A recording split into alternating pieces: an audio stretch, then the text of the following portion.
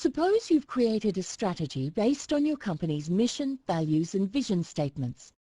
And suppose you've communicated this strategy to your employees so they understand and support the plan.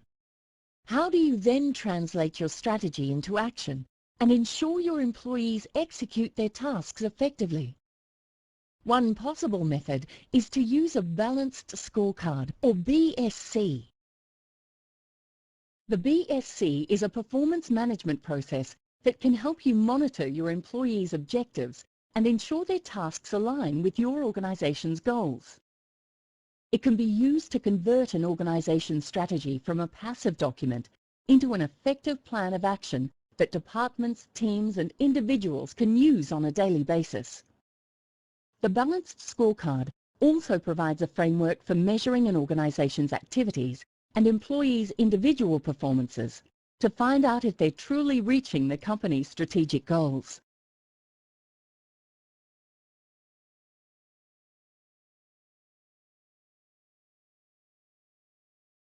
BSCs can also be used to align processes within an organization. When business units work in isolation, goals and processes can sometimes become misaligned, slowing the progress of your strategy.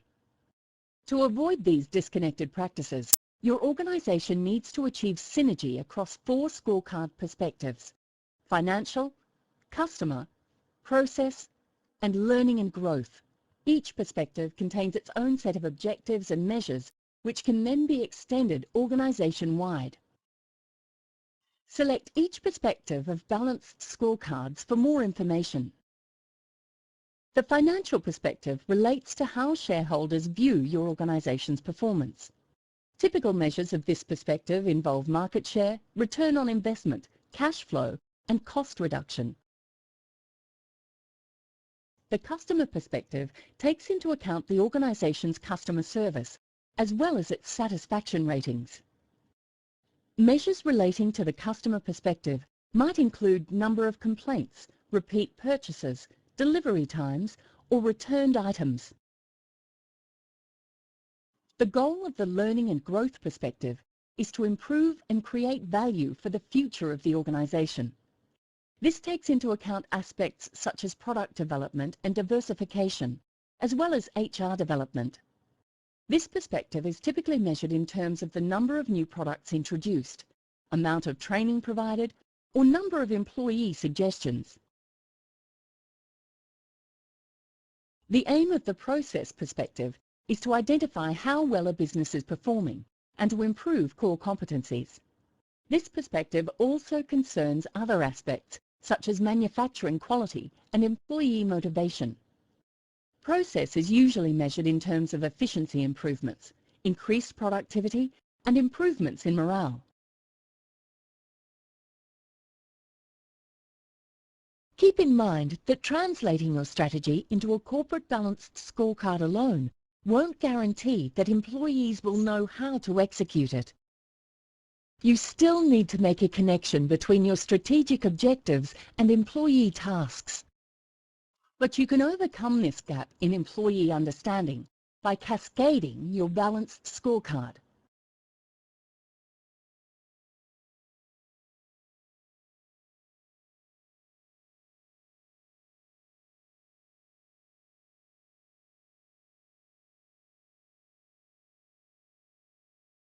Cascading balanced scorecards involves linking strategy to every level within your organization.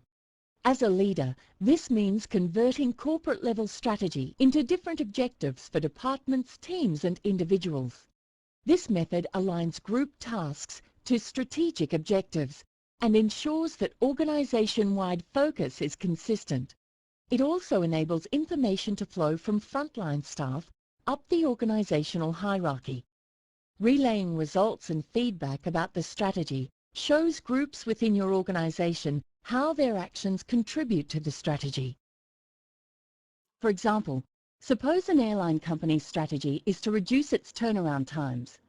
This strategy may be translated into increased training for the airline's maintenance department. Different teams within the department could then be trained to repair airplanes by replacing parts rather than repairing them.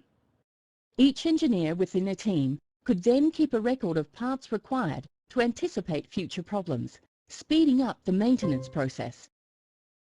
As it may be difficult to repair certain parts, replacing them with new parts could cut down on the amount of time spent servicing the airplanes, thereby reducing turnaround times.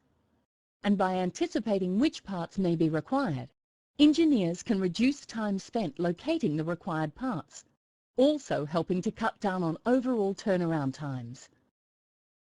What is the purpose of cascading balanced scorecards?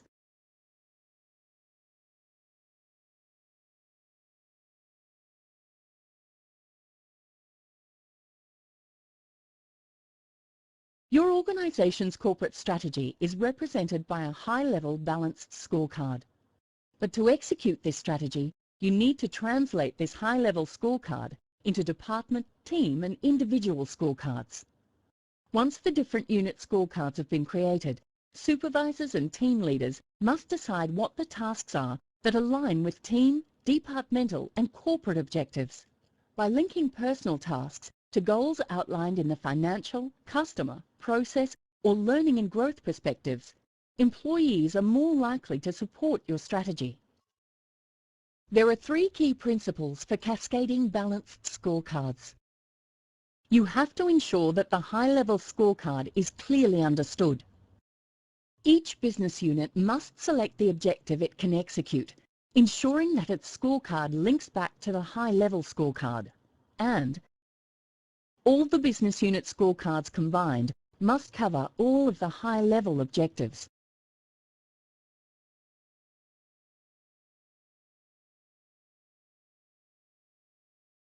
The first principle of cascading BSCs is to ensure the high-level scorecard is clearly understood. Because corporate balanced scorecards identify key measures of success, it's essential that everyone understands these measures and related objectives before creating their own scorecards. This is especially true of individuals responsible for developing scorecards within departments and teams. If these individuals don't fully understand the corporate objectives and measures, they may find it difficult to construct scorecards that are truly aligned to corporate goals. For example, suppose a company's high-level scorecard states that its strategy is to increase customer loyalty. Without a deep understanding of this strategy, leaders may not be able to translate the corporate scorecard into objectives for employees working in different departments and teams. However, if senior management communicates the high-level scorecard effectively, leaders can define departmental objectives, such as measuring customer value or profiling ideal customers. What do you think are the most effective ways of communicating your organization's corporate scorecard?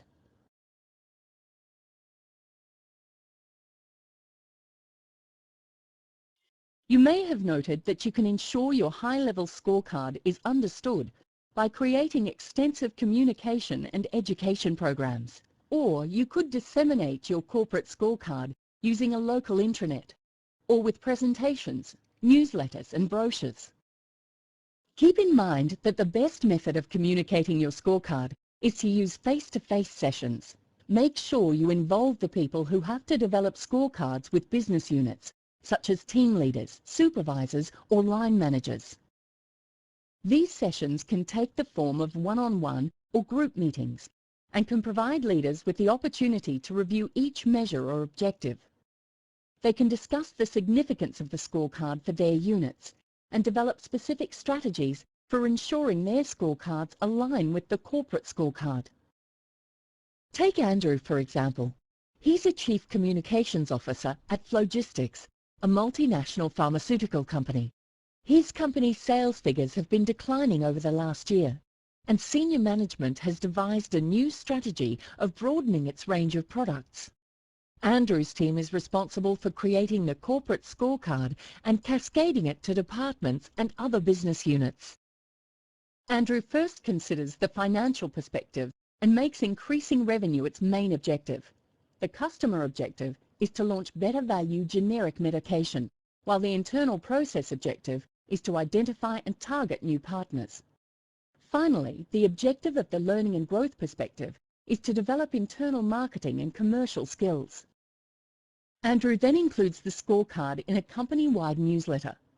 He also organises several group sessions with the heads of the sales, manufacturing and R&D departments to discuss these objectives and their implications for team goals.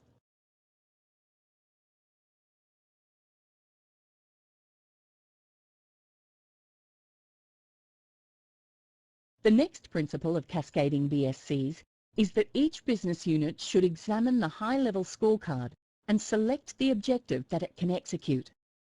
When choosing objectives, departments should first consider each perspective.